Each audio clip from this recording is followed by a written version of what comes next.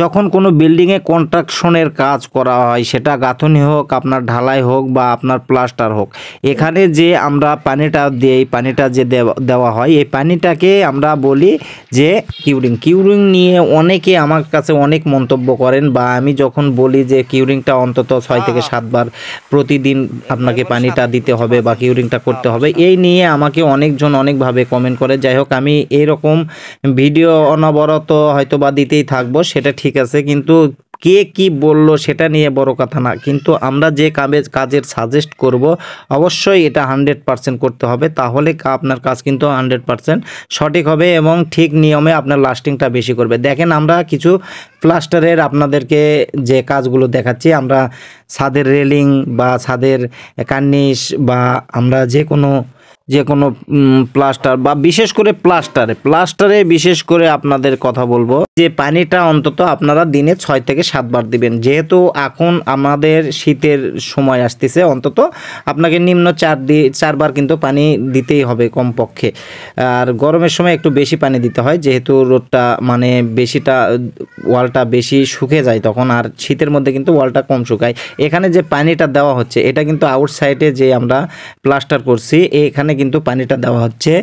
আর যে কোনো প্লাস্টারই করেন না কেন, আপনারা পারলে দিনে অন্তত কমপক্ষে 4 বার পানি দিবেনই। আপনারা যদি 6 বার দেন সেক্ষেত্রে কিন্তু অনেক ভালো হয়। এই যে পানিটা দেওয়া হচ্ছে, পানিটা কিসের জন্য দেওয়া হয়? অনেকে আমাকে বলে যে ভাই, অন্যান্য দেশে যে কাজ হয়, সিমেন্টের কাজ হয়, সেখানে কিন্তু এরা পানিটা ব্যবহার করে না। তারা হয়তো বা অন্য কোনো কেমিক্যাল ব্যবহার করে, সেই জন্য হয়তো পানি দেওয়া হয় না, বা যে কোনো সিমেন্টের কোনো মিক্সিং আছে তাদের সিমেন্টের সাথে, এই জন্য হয়তো বা পানি দিতে হয় না। কিন্তু আমাদের দেশে, আমাদের বাংলাদেশে যে কাজগুলো আমরা করি, সেখানে কিন্তু যেখানে আপনার সিমেন্ট ব্যবহার হবে, আপনার যেখানেই হোক না কেন, যেখানে সিমেন্টের পর্ষ থাকবে সেখানে পানি দিতে হবে। এই জায়গাগুলো দেখেন, এখানে দেখেন, এখানে কিন্তু আমরা এখনই পানি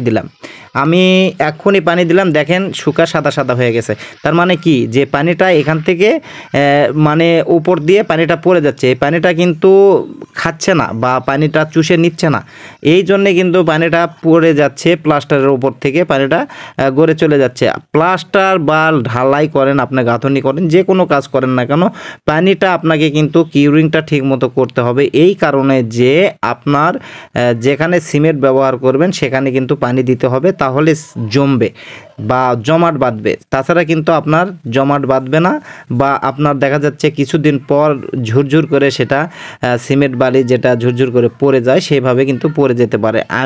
আমাদের চ্যানেলে যারা ভিডিও দেখে, আমাদের পেজে যারা ভিডিও দেখে, আমরা সবাইকে বলবো যে অবশ্যই আপনারা পানি দিবেন, না হলে এইভাবে চটের বস্তা দিয়ে রাখবেন। দেখেন, এখানে চটের বস্তা রেলিংয়ে দেওয়া হয়েছে, আমাদের এখানে দেখেন আমাদের সিঁড়িতে দেওয়া হয়েছে, আর এখানে দেখেন আমরা যে গেট বিমে পানি দিচ্ছি।